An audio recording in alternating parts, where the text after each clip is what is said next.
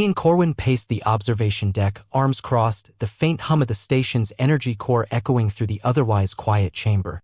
Outside the wide viewport, stars stretched like frozen streaks of light, a reminder of the endless expanse of space. His comm unit buzzed against his chest, breaking his focus. "Captain," came the calm voice of his lieutenant, Nolan Bryce. "We've got an unregistered vessel entering the outer perimeter." Ian frowned. Unregistered traffic in this sector wasn't unheard of, but it always spelled trouble. He tapped his comm. "What class?" "Can't say, sir. Design doesn't match any of the known factions. It's sleek, almost organic looking. I'm on my way." The walk to the control deck was short, and when Ian arrived, Nolan was already at his station, scrolling through streams of data on a holographic display. The young officer looked up as Ian approached. "Looks like it dropped out of hyperspace without any conventional markers. No ID, no distress signal. Nothing. Can you hail them?" Ian leaned over the console, studying the shifting readouts. The vessel on the screen was unlike anything he'd seen before, graceful curves that shimmered faintly as if the material itself were alive. "Trying, sir." "No response so far. But they're not running silent. I'm picking up some kind of low-frequency broadcast. Not standard comms, more like a pulse." "Could be a language barrier," Ian said. "Let's prepare for a non-standard approach.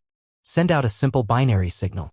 If they're using some advanced system, they might recognize the pattern." Nolan nodded, fingers flying over the controls. A moment later, the ship on the screen slowed, as if responding to the station's pings. Ian felt the tension ease slightly. They were still in the dark, but at least the mystery ship wasn't hostile yet. A short while later, the vessel docked at one of the auxiliary bays. Ian met Nolan and a small security team at the airlock. The atmosphere was tense but controlled. Station personnel had already erected portable containment fields in case the ship carried contaminants or, worse, biological threats. When the hatch finally hissed open, Ian stepped forward. "Welcome aboard. I'm Captain Ian Corwin, commander of the station." A tall figure emerged, cloaked in a flowing garment that caught the artificial light in strange, shifting patterns. The figure pulled back the hood to reveal an angular face, skin shimmering with iridescent hues and large, luminous eyes that seemed to take in every detail at once. The alien inclined her head in what could only be described as a formal gesture of greeting. "I am Tylon," she said, her voice low and smooth. "Emissary of the Sireni. I mean no harm." Ian exchanged a glance with Nolan.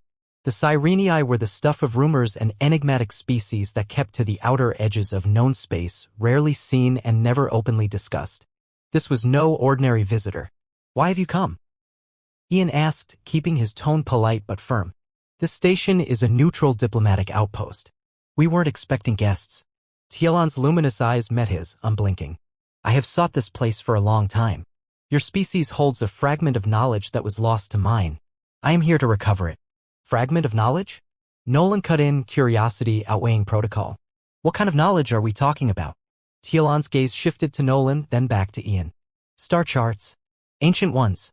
Your people's archives contain records of a region of space that disappeared from our histories long ago.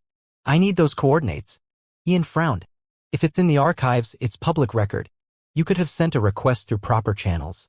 Why come here in person?" "Because," Tylon said, her voice steady, "some knowledge is not freely given. And some secrets are hidden even from those who keep them."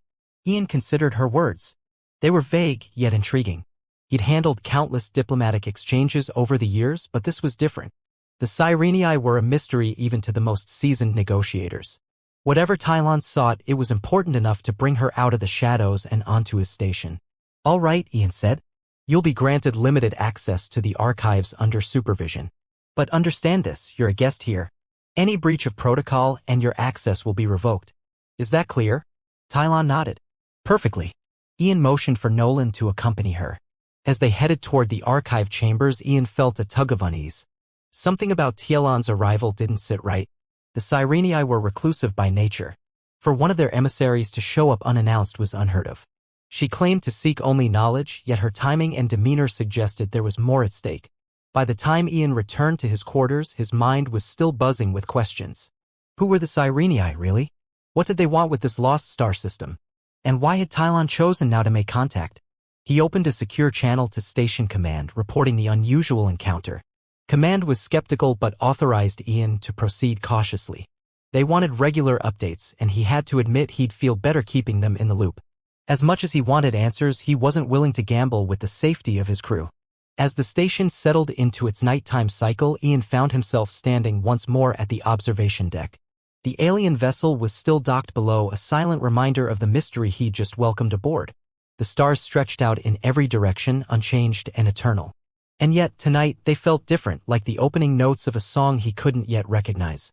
He knew the coming days would bring answers, but also new challenges. Tialan's presence was only the beginning of a story that would test alliances, question assumptions, and perhaps reveal truths no one was prepared to face. For now, all he could do was wait, watch, and be ready to act when the next piece of the puzzle emerged. Ian entered the archives chamber, the faint hum of the station's systems barely audible above the quiet footsteps that followed him. Nolan was at his side, glancing between the holographic interface and the unfamiliar alien seated before it. Tialan's delicate fingers hovered over the controls, her glowing eyes locked onto the ancient star charts projected in the air. Ian cleared his throat, breaking the silence.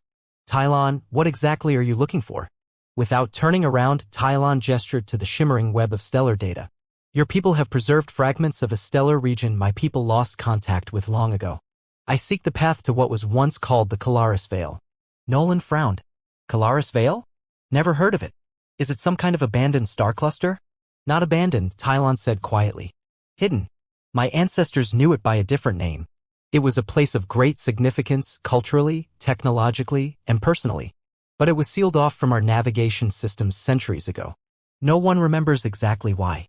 The records in your archives contain coordinates that could guide me there. Why would we have it if your own people don't? Nolan asked, stepping closer. Wouldn't the Sirenii have kept copies? Tialan paused, her hands still. A war erased many of our records. Not a conflict between civilizations, but within our own.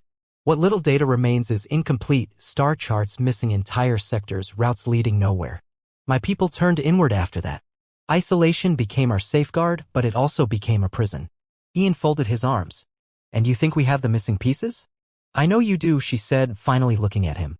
Your archives contain the records of early human explorers, those who ventured further than they realized. They stumbled upon Kalaris and, without knowing its significance, documented it.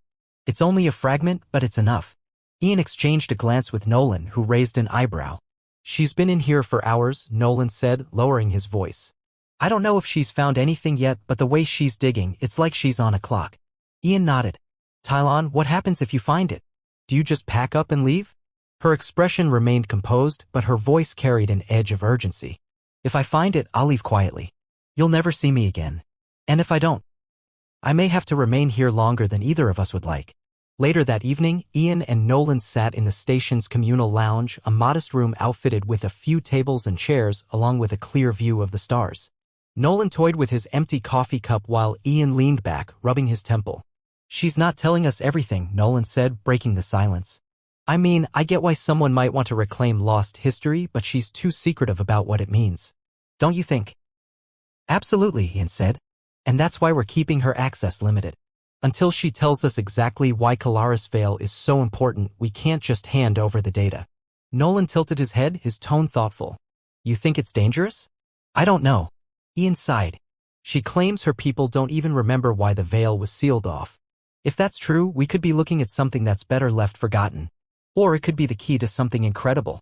Either way, we need to tread carefully. Nolan leaned forward, lowering his voice. What if she's not just an emissary? What if this isn't just about charts? The Sirenii don't just wander into human-controlled space without a very good reason. Ian nodded, his gaze fixed on the viewport. That's been nagging at me too. I can't shake the feeling that she's not just here on her own. Maybe she's acting under orders, or maybe someone else pushed her to find Kalaris.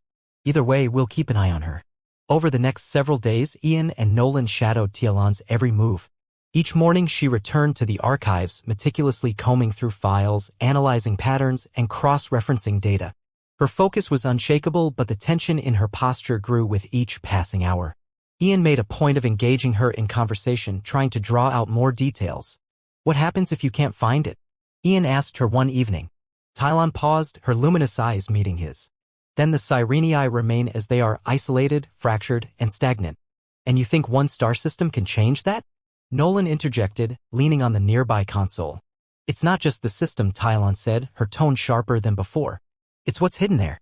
It's the stories, the knowledge, the culture we lost. Reclaiming Kalaris means remembering who we were before we became this. Ian studied her for a moment. You keep saying we, but you're here alone. No delegation, no support. Why is that? Tylon hesitated, then turned back to the charts. Because no one else was willing to look for it. My people have given up. I haven't. There was a brief silence. Nolan raised an eyebrow at Ian, who gave a subtle nod. Okay, Ian said, his voice calm. You're looking for something that means a lot to you. We get that. But if you want our help, we need the whole picture. Why was Kalara sealed off? What aren't you telling us? Tielon's fingers twitched against the controls. She didn't turn around. The Veil was a sanctuary once. A place of peace. But something happened. Something that made my ancestors destroy the star paths leading to it. We don't know what it was. That's the truth. And if you find it? Ian pressed. I'll know the answer, she said. And maybe we can be whole again. The following evening, Ian met Nolan in the corridor outside the archives. She's getting closer, Nolan said. I saw her run some old human exploration logs through a decryption program. She's narrowing it down. I'm not sure what we'll do if she actually finds it, Ian admitted. This could be the beginning of something far bigger than a simple data recovery. Yeah, or it could be opening Pandora's box, Nolan muttered. Ian nodded. Either way, we need to be ready. Keep a closer watch. Make sure she doesn't access anything beyond the archives. Nolan gave a mock salute. Got it, Captain? Inside, Tylon continued her search, her focus unbroken. Ian watched her from the doorway for a moment, then stepped inside. Tylon, he said. When this is done, if you find what you're looking for, what's next? Her gaze lifted from the holographic display. I don't know, she admitted. I never planned beyond this moment. Perhaps I'll finally go home. Ian thought about her words, about the quiet determination behind them. Well, he said after a moment, let's see if we can help you get there. With each passing hour, the archives yielded more fragments, more clues. The path to the Kalaris Veil was coming into focus. But as Ian and Nolan watched Tylon work, one thing became clear: whatever lay at the end of that path was more than just a destination. It was a piece of her identity, something worth risking everything to rediscover. Ian leaned against the bulkhead, studying the flickering lights on the console as the ship entered a turbulent patch of space. Nolan, adjust the forward stabilizers. We're coming up on another radiation belt. Got it, Nolan replied from the pilot's seat, quickly punching in the commands. The small survey vessel shuddered as it pushed through the disturbance, but it held steady. From the back of the cramped cabin, Tielon's voice carried a note of caution. These conditions will only get worse. You'll need to alter your trajectory if you want to avoid the densest pockets. Nolan shot Ian a quick glance. Should we trust her navigation advice? Ian rubbed his chin, considering their options. The data they'd gathered so far suggested Tielon's maps were accurate. She's gotten us this far. Let's hear her out. Tylon stepped forward, leaning over the console as Nolan reluctantly made room. Her slender fingers danced across the holographic controls. Adjust the O by 3 degrees and maintain thrust at 75%. You'll skirt the edge of the radiation belt without entering the strongest currents. 3 degrees? Nolan asked, eyebrows raised. That's barely a course change. It's all that's needed, Tylon replied evenly. Unless you prefer to drift into the storm. Nolan let out a small, begrudging sigh. Fine. 3 degrees. But if this goes south? It won't, she said, meeting his eyes briefly before returning her attention to the display. Ian watched the exchange with quiet interest. Trust wasn't easy to come by, and Nolan's skepticism was well-founded. But so far, Tielon's knowledge of the region had proven valuable. If they wanted to reach the source of the signal, they needed her insights. As the ship stabilized, Ian joined Tylon at the console. You've done this kind of navigation before, he said, phrasing it as a statement rather than a question. Her gaze didn't waver. I was trained for it. The Sireni don't rely on automated systems as heavily as humans do. We trust our instincts and understanding of the cosmos. Is that why you're so focused on Kalaris? Ian asked. Because it represents a piece of that understanding? Tylon hesitated, her hand hovering over the controls. It's more than that. Kalaris was once a sanctuary, a place where my people thrived without fear. It was a symbol of what we were before everything changed. Ian nodded slowly. He didn't press further, sensing that her guarded tone indicated a subject she wasn't ready to fully unpack. Instead, he stepped back and let her work. A sudden jolt rocked the cabin, throwing Nolan sideways in his seat. What was that? He shouted, quickly stabilizing the ship's controls. Tielon's fingers flew over the console. A gravitational anomaly. This region is riddled with them. We'll need to adjust course again. Gravitational anomaly? Nolan muttered. Fantastic. Anything else we should know about, like maybe a black hole waiting just around the corner? Tylon ignored his sarcasm and continued recalibrating their trajectory. Ian reached for the comm panel. All hands brace for turbulence. We'll get through this. The ship's engines roared, compensating for the unexpected pull. Tylon's steady voice cut through the tense atmosphere. Maintain your current heading. We'll break free of the anomaly's influence in approximately 2 minutes. Nolan glanced at Ian, his skepticism not entirely gone. I don't know, Captain. Feels like we're flying blind out here. Ian nodded, acknowledging the concern. Keep a steady hand on the controls. Tylon hasn't steered us wrong yet. I heard that, Tylon said without looking up. The corner of Nolan's mouth twitched into a reluctant smile. Sure you did. Just don't get us killed. After the ship finally emerged from the anomaly's grasp, the tension in the cabin eased. Ian and Nolan slumped into their seats, and even Tylon let out a small, almost imperceptible sigh. Well, Ian said, breaking the silence. That was fun. Define fun, Nolan shot back, shaking his head. If I wanted to get tossed around, I would have taken shore leave on one of those orbital amusement parks. Considering the alternatives, I'd say we handled it pretty well, Ian replied. He turned to Tylon. You seem pretty calm about all this. Are anomalies like that common in your part of space? Tylon tilted her head. Not common, but not unheard of. We've learned to anticipate them, to navigate through them with minimal disruption. Nolan let out a small laugh. I'm starting to think the Sirenii just like flying through dangerous territory. Keeps things interesting, I guess. Not all of us enjoy danger, Tylon said, her tone even. But sometimes it's necessary. As they approached the signal's origin, Ian found himself standing next to Nolan at the viewport. The stars outside were calm again, their light steady and reassuring. Do you believe her? Nolan asked quietly. Ian thought for a moment. I believe she's genuine. Her motives might be complicated, but I don't think she's lying about wanting to find Kalaris. Nolan nodded. Fair enough. But this whole situation feels bigger than us. Like we're just pieces on a much larger board. That may be true, Ian said. But for now, we focus on what's in front of us. One step at a time. They watched in silence as the coordinates drew closer, the unknown awaiting them just beyond the next jump. The soft, pulsing glow of the archive's central terminal illuminated the chamber, casting a faint blue light over the assembled team. Ian leaned on the edge of the console, his hands resting on the smooth surface as he watched the streams of data flicker and shift.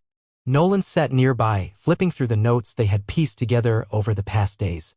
Tylon was at the heart of the operation, her slender fingers dancing over the holographic interface, her voice calm and measured as she narrated her findings. This is it, she said finally, her tone more certain than it had been before. The final piece. Ian exchanged a glance with Nolan. You're sure? Tylon nodded, her gaze not leaving the screen. I am. These coordinates should lead us directly to the heart of Kalaris. Nolan leaned back in his chair, crossing his arms. We've heard that before. What makes this time different? It's not just the coordinates, Tylon said, glancing at him. It's the surrounding data. Star formation patterns, gravitational signatures, residual energy readings, all of it MATC. Hesitated, then turned fully to face them. The Kalaris Veil isn't just a location. It's a region of space shrouded in layers, for lack of a better term. A series of gravitational barriers, energy fields, and distortions. It's why no one has stumbled upon it by accident. To navigate it safely, you need a precise sequence and exact approach. These coordinates provide that sequence. Nolan raised an eyebrow. A series of barriers? Sounds more like a puzzle than a trip through space. That's not far from the truth, Tylon admitted. But now we have the key. The next hours were spent preparing the ship for the journey. While Tylon refined the navigation data, Ian and Nolan double-checked the ship's systems, ensuring the engines, shields, and life support were operating at peak efficiency. You ever feel like we're in over our heads? Nolan asked, leaning over the engine diagnostics panel. Ian gave a wry smile. Only every day. Seriously, though, Nolan said, straightening up. We're talking about navigating through a region no one's entered for centuries with no guarantee we'll make it out again. It's a bit more than the usual assignment. Ian placed a hand on Nolan's shoulder. I hear you. But this is why we signed up for this job, to push boundaries, to explore the unknown. And if it means we're one step closer to understanding a civilization we barely know, then it's worth it. Nolan shook his head with a faint chuckle. You always did have a thing for chasing mysteries. Guilty as charged, Ian replied. Now let's make sure we have everything we need before we head out. By the time the ship entered the Kalaris Veil's outer boundary, the mood aboard was tense but focused. Ian sat in the captain's chair, Tylon and Nolan seated at the navigation and systems consoles. Outside, the view shifted, the familiar starfield giving way to an almost surreal landscape of shifting colors and faint, shimmering waves of light. Approaching the first barrier, Tylon said, her voice steady. "Hold this heading." Ian nodded. "Nolan, keep an eye on those readings. We need to know if the ship's systems start to strain."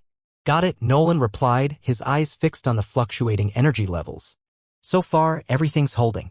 As the ship moved deeper into the veil, the distortions grew more pronounced. Gravity shifted subtly, causing the hull to creak.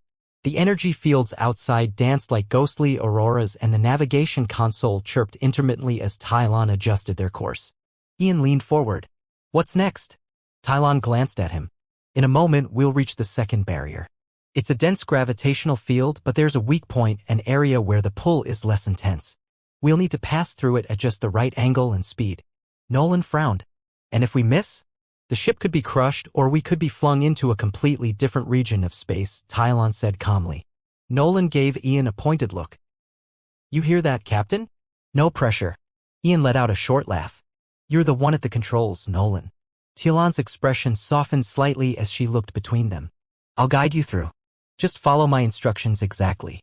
Minutes later, the ship approached the gravitational field. The console's warning lights flared as the pull increased, the hull groaning under the strain. Ian kept a close watch on Tylon, ready to act on her commands. "Angle 32 degrees starboard," Tylon said firmly. "Reduce speed by 15%. Nolan's hands moved quickly, and the ship adjusted course. The vibrations in the cabin lessened slightly, though the pressure remained palpable. "Now hold steady," Tylon said, her tone calm but insistent. "We're almost through." Ian clenched the armrests of his chair as the ship pushed through the dense field. For a moment, everything seemed to slow, the energy outside coalescing into a brilliant burst of light. Then, just as suddenly, the turbulence ceased. "We're clear," Tylon announced, exhaling softly. "Next barrier in 10 minutes. Nolan let out a long breath. "I'll admit you were right about that weak point." "Good call." "Thank you," Tylon said. "But the next barrier will be more challenging. We'll need absolute precision." Ian turned to Nolan. "You ready for round 2? Nolan grinned, though his expression was still serious. "Ready as I'll ever be." As the ship approached the final barrier, Tylon's voice grew more focused, her instructions precise and unwavering. Ian and Nolan worked together seamlessly, each following her guidance without hesitation. "Steady, now increase thrust by 20%, Tylon said. "We'll have a 5-second window to make it through." Nolan adjusted the controls, his hands steady despite the growing pressure. Ian kept a close eye on the readings, ensuring the ship's systems didn't falter under the strain. For seconds, 3, 2, Tylon's voice was steady. "Now." The ship surged forward, slipping through the narrow passage just as the gravitational forces threatened to close in. For a moment, everything was silent. Then the cabin lights returned to normal and the console's warnings faded. "We did it," Tylon said, her voice carrying a note of relief. Ian leaned back in his chair, exhaling. "Good work, everyone." Nolan grinned. "So, what's on the other side of all this?" Before anyone could answer, the view outside changed. The chaotic distortions gave way to a serene expanse of space with a single, brilliant star at its center. Orbiting that star was a cluster of planets, their surfaces shimmering like polished glass. It was unlike anything they'd ever seen. "Welcome to Colaris," Tylon said softly, her gaze fixed on the view. "After all this time, we found it." Ian stood, stepping closer to the viewport. He glanced at Nolan, who seemed equally awestruck. "What's next?" Ian asked quietly. Tylon turned to face them, a faint smile crossing her features. "Now, we begin to understand." The discovery of Colaris marked a turning point for all of them. The journey through the barriers had been challenging, but it was the teamwork, listening, adjusting, and trusting each other, that had brought them to this moment. As they moved closer to the Veil's heart, they felt the weight of the unknown lift, replaced by the promise of new beginnings. The ship's landing gear touched down with a faint shudder. Ian and Nolan stood side by side at the main hatch, their gazes fixed on the view outside. The surface of Colaris was unlike anything they'd encountered before. A landscape of crystalline plains that caught and refracted the light of the central star. Towering spires, seemingly grown rather than built, shimmered with faint iridescent hues. The air was still, though the faint hum of energy fields was just barely perceptible. "This is incredible," Nolan said, his voice almost a whisper. "You ever seen anything like this, Captain?" "Never," Ian replied, his hand brushing against the wall as if to ground himself. "It's like stepping into another world entirely." Behind them, Tylon approached the hatch. She wore a faint, unreadable expression, but her eyes held a glimmer of something Ian hadn't seen before. A quiet sense of recognition. "This is what remains," she said. "This is what we lost." Ian turned to her. "What do you mean, remains? This place looks intact." Tylon gestured toward the spires. "The structures are still here, but the people who created them are long gone. The culture that thrived here. It ended when the veil was sealed." Nolan frowned. "So what's left? Just empty cities." "Not empty," Tylon said. "Preserved. Encoded into the crystal matrices of the structures are the records of my people's history, our achievements, our knowledge. But no one has accessed them in generations. Until now." Ian exchanged a glance with Nolan. "That's why you needed the exact path, so you could come back and recover your history." "Yes," Tylon said simply. "Now that we're here, I can begin the process. But it will take time." Nolan raised an eyebrow. "Time? How much time are we talking?"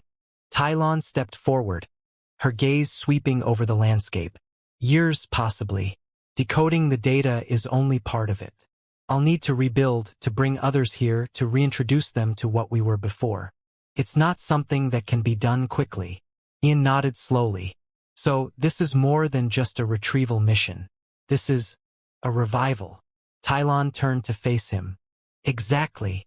The next few days were a flurry of activity. Ian and Nolan worked closely with Tylon as she set up equipment, calibrated the ancient crystal interfaces, and began downloading fragments of data. Nolan, despite his initial skepticism, proved invaluable when it came to troubleshooting the human technology they'd brought along. He and Ian spent long hours poring over schematics, comparing notes, and brainstorming solutions. "Pass me the flux compensator," Nolan said, his voice muffled as he leaned halfway into a panel. Ian handed it over without hesitation. "Try it now," Ian said, watching the console's readout. A moment later, the screen flickered to life, displaying rows of alien script. "That's it," Tylon exclaimed from across the chamber. "That's the first layer of the archive. We're in." Nolan straightened up, brushing dust off his hands. "You're welcome." Tylon gave him a brief nod of thanks before diving into the data. Ian watched her work, the way her expression shifted from concentration to astonishment as she read the ancient records. "What are you finding?" Ian asked, moving closer. Tylon looked up, her eyes bright. This is more than I could have imagined. These archives hold everything: science, art, philosophy. Entire lifetimes of knowledge, preserved like it was waiting for someone to come back." Nolan crossed his arms, leaning against a console. "Sounds like you hit the jackpot." "It's not just a jackpot," Tylon said, her tone earnest. "It's a chance to understand who we were, to learn from our past, and to forge a different path." As days turned into weeks, Ian and Nolan settled into a routine. They divided their time between helping Tylon with the archives and exploring the surrounding structures. It quickly became clear that Kalaris was vast, larger, and more intricate than they had first realized. Some of the buildings still pulsed faintly with energy, while others had long since gone dark. The deeper they went, the more questions arose. "What's in that one?" Nolan asked one morning, pointing toward a structure that resembled a giant, twisting column of glass. Tylon glanced over her shoulder. "A repository for cultural records. Songs, stories, rituals. The heart of our identity." Ian raised an eyebrow. "And have you looked at it yet?" "Not yet," Tylon admitted. "The main archives come first. But eventually, yes. I'll examine every piece." Nolan smirked. "Sounds like you've got your work cut out for you."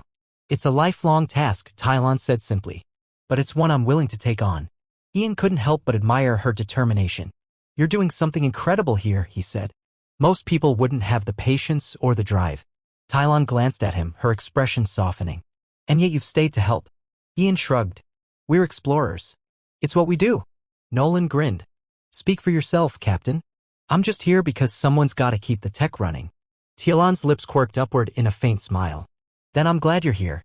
By the time their work neared completion, Ian, Nolan, and Tylon had formed an unlikely bond. They were no longer just allies on a mission, they had become a team. Each of them brought something unique to the table, and together they achieved what none of them could have done alone. One evening, as the sun set behind the crystalline horizon, the three of them gathered outside the main structure. The golden light refracted through the glass-like spires, casting long shadows across the ground. Nolan sat on a makeshift bench, a canteen of water in his hands. "So, what happens now?" he asked. "We head back to the station and you stay here?"